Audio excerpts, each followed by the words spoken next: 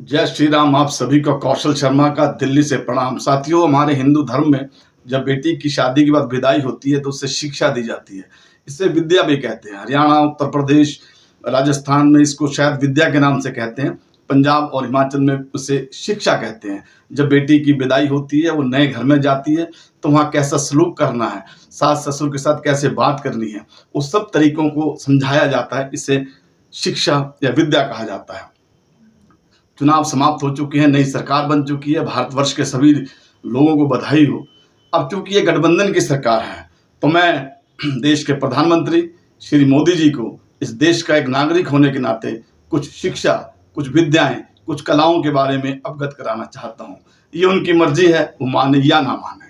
तो मेरी पहली विद्या या कहे पहली शिक्षा ये है, आदरणीय मोदी जी, आपको रात्रि को लगभग 8 बजे दूरदर्शन पर आकर के राष्ट्र के नाम संबोधन करने का बहुत अच्छा तरीका मालूम है।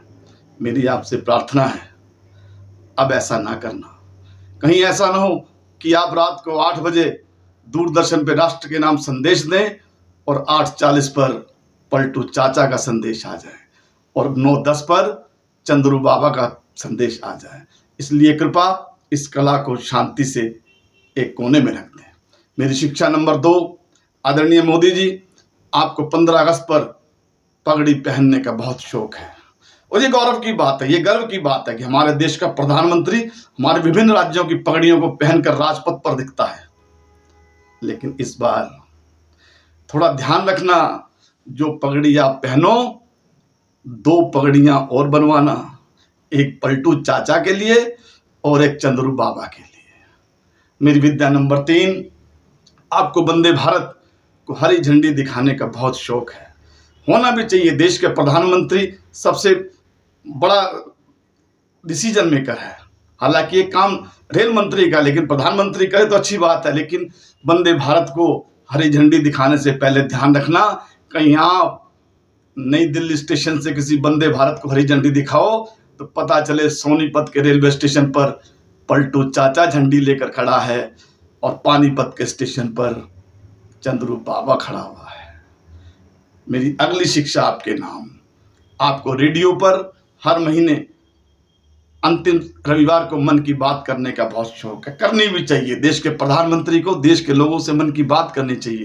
लेकिन अब ध्यान रखना, कहीं आप अंतिम रविवार को 11 बजे मन की बात ऑल इंडिया रेडियो पे कर रहे हो और FM 90 पर चंद्रू बाबा का मन की बात चल रही हो और रेडियो मिर्ची पर पलटू चाचा की बात चल रही हो।